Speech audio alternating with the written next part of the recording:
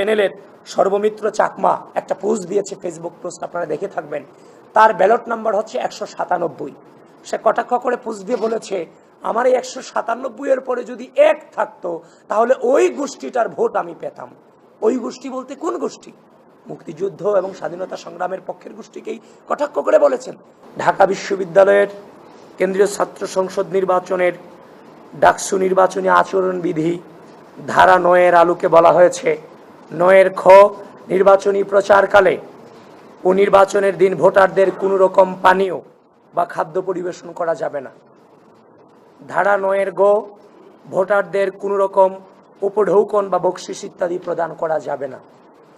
সেখানে শিক্ষার্থীদেরকে উপঢৌকন প্রদান করা হয়েছে, খাবার প্রদান করা হয়েছে এবং প্রত্যক্ষ এবং পরোক্ষভাবে ডাকসুর যে শিবির সমর্থিত ভিপিজিএস, এজিএস সাধারণ শিক্ষার্থীদেরকে প্রভাবিত করেছে, যেটা সুস্পষ্টভাবে নির্বাচনী আচরণবিধির লঙ্ঘন।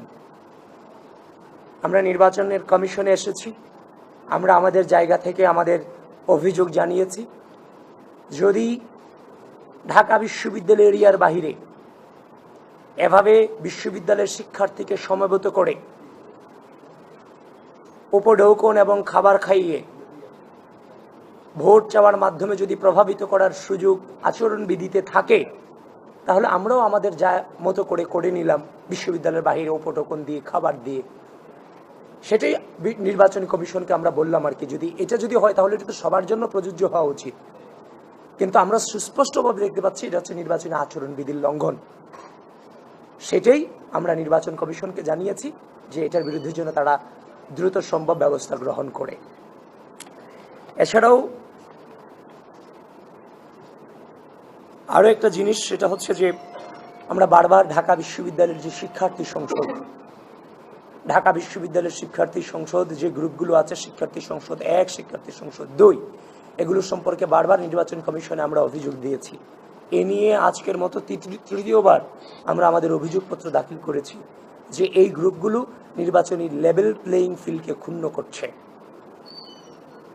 তো এটার বিরুদ্ধে কেন ব্যবস্থা নেওয়া হচ্ছে না? যেখানে নির্বাচনের যে আমাদের যে কমিশন আছে, কারা এই গ্রুপগুলোকে চালায়, মডারেটর এবং হচ্ছে যে আপনার অ্যাডমিন প্যানেল, সকলকেই তারা চেনেন, জানেন, তাদের সাথে কয়েক দফা বৈঠক করেছেন।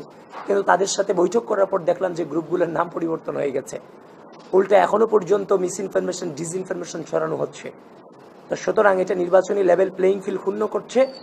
এটার সম্পর্কে কেন ব্যবস্থা এখনো পর্যন্ত নেওয়া হচ্ছে না, নির্বাচন কমিশন ব্যর্থ কিনা নির্বাচন পরিচালনা করতে, সেটি আমরা তাদেরকে আজকে বলেছি এবং অতি দ্রুত যেন আগামী কয়েক ঘন্টার মধ্যে যেন তারা এইগুলোর ব্যবস্থা নেয়, আমাদেরকে যে জানায় সেটা আমরা জানিয়ে এসেছি। তারপরে হচ্ছে যে গতকালকে আরেকটি বিষয়, সেটা হচ্ছে আপনারা জেনে থাকবেন বিশ্ববিদ্যালয়ে 4 দিনের বন্ধ ঘোষণা করা হয়েছে। যে 4 দিন বন্ধ ঘোষণা করা হয়েছে নির্বাচন কেন্দ্রিক, এই বন্ধের আগে আরও 2 দিন ছুটির দিন আছে, যেটা হচ্ছে শুক্রবার এবং শনিবার। তাহলে শুক্র শনি সহ এখানে 6 দিনের বন্ধ আছে। সুতরাং আপনি যখন 6 দিনের বন্ধ দিবেন, সেখানে হচ্ছে যে স্বাভাবিকভাবে আপনি অনাবাসিক স্টুডেন্টদেরকে ভোট কেন্দ্রে মানে ভোট দানের প্রতি অনুৎসাহিত প্রদান করার মতো একটা পরিবেশ আপনি তৈরি করতে যাচ্ছেন, যেটা কোনোভাবেই কাম্য নয়। জাতীয় নির্বাচনের ক্ষেত্রে যেখানে 1 দিন বন্ধ থাকে, সেখানে আপনি কিভাবে 4 দিনের বন্ধ এবং টোটাল 6 দিনের এখানে বন্ধ থাকে, সেটা আমাদের বোধগম্য নয়। সেটাই আমরা অভিযোগ জানিয়েছি, এটা যেন কোনোভাবেই করা না হয়। কারণ অনাবাসিক শিক্ষার্থীদেরকে সেখানে ভোট কেন্দ্রে আসার ক্ষেত্রে এটার ক্ষেত্রে মানে এই সিদ্ধান্তের মধ্য দিয়ে নিরুৎসাহিত করার একটা সম্ভাবনা আছে। আমরা জানি সেই জনগোষ্ঠীর যে রাজবংশের অনেকেই সরাসরি মুক্তিযুদ্ধে অংশগ্রহণ করেছেন এবং মুক্তিযুদ্ধে তাদের স্টেক রয়েছে, যেটার মধ্য দিয়ে মুক্তিযুদ্ধ যে মন্তব্যের মধ্য দিয়ে এবং তাদেরকে অস্বীকার করার মধ্য দিয়ে মুক্তিযুদ্ধের ইতিহাস, মুক্তিযুদ্ধকে ভুলুণ্ঠিত করা হয়েছে, মুক্তিযুদ্ধের চেতনাকে ভুলুণ্ঠিত করা হয়েছে। শুধু তাই নয়, একটু আগে যতটুকু আমি জেনেছি তাদেরই শিবির সমর্থিত প্যানেলের সর্বমিত্র চাকমা একটা পোস্ট দিয়েছে, ফেসবুক পোস্ট, আপনারা দেখে থাকবেন। তার ব্যালট নাম্বার হচ্ছে 197। সে কটাক্ষ করে পোস্ট দিয়ে বলেছে, আমার এই 197 এর পরে যদি 1 থাকতো তাহলে ওই গোষ্ঠীটার ভোট আমি পেতাম।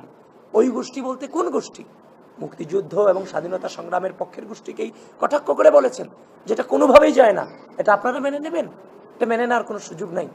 তো সুতরাং এভাবে একটা প্যানেল থেকে বারংবার স্বাধীনতা সংগ্রাম এবং মুক্তিযুদ্ধের ইতিহাসকে বারবার বিকৃত করার সামিল মুক্তিযুদ্ধের ইতিহাসকে বারবার আপনার হচ্ছে যে আঘাত করার ক্ষেত্রে তারা মানে সুযোগ খোঁজে কিভাবে আঘাতটা করা যায়। এর আগেও জাইনুদ্দিন সরকার নামে এই প্যানেলেই এমন এক প্যানেলে তাদেরকে হচ্ছে যে প্রার্থী হিসেবে নেওয়া হয়েছিল যে আমাদের বীরশ্রেষ্ঠ মতিউর রহমানকে প্লেইন হাইজ্যাকার বলেছিল, প্লেইন হাইজ্যাকার বলে কটাক্ষ করেছিল।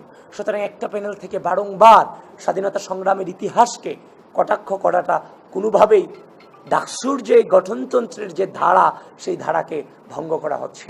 সুতরাং আশা করি নির্বাচন কমিশন সেটার বিরুদ্ধে তাদের যথাযথ ব্যবস্থা গ্রহণ করবে।